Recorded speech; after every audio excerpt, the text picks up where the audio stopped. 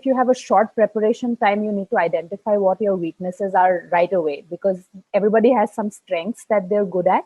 So for me, in my case, it was English. I didn't have to put too much effort into the English section.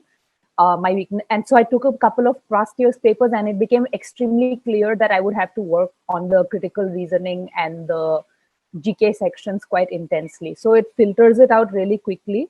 You know where not to waste your limited bandwidth and where to target and what to target your attention towards. So that's one thing. The other thing is, the more you keep taking test papers, your time management improves quite exponentially. So even if you're just studying in the air, you're reading newspapers every day and you're practicing maths questions and you're doing a lot of other critical reasoning problems, you can't get a sense of how you're going to perform in that constrained time setting. So it's extremely important to keep taking tests.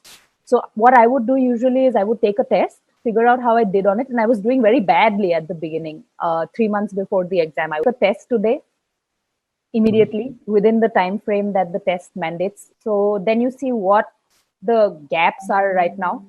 Then you make a plan. Each section has these differential amounts of cutoff, right? So you can check what percentage of your scores come from different sections, and in what section your difference between you and your score and the full score in that section. Let's say 50 marks for GK. So if you're at 30, you need to really pump up your GK game and see what's going on with that. So that's what I would suggest you do.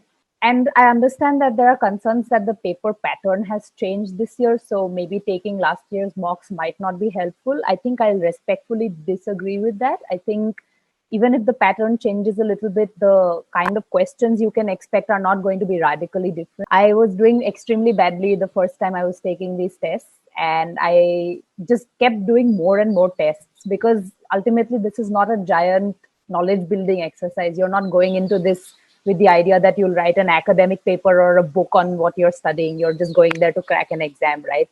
So the more tests you keep taking, you get familiar with the kind of questions that come, and then your brain automatically starts clicking in terms of being able to identify phrases that are important in critical reasoning, what you need to look for, how do you quickly draw Venn diagrams. Your time management becomes really good overall. And I found that your ability to spot patterns, especially for logical reasoning and legal reasoning, also becomes really good.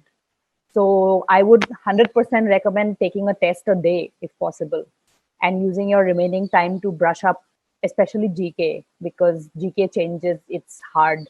It's a lot to study. And if you just have a month left and you haven't really done a lot on the GK front, I would recommend devoting 2-3 hours to GK every day if you can.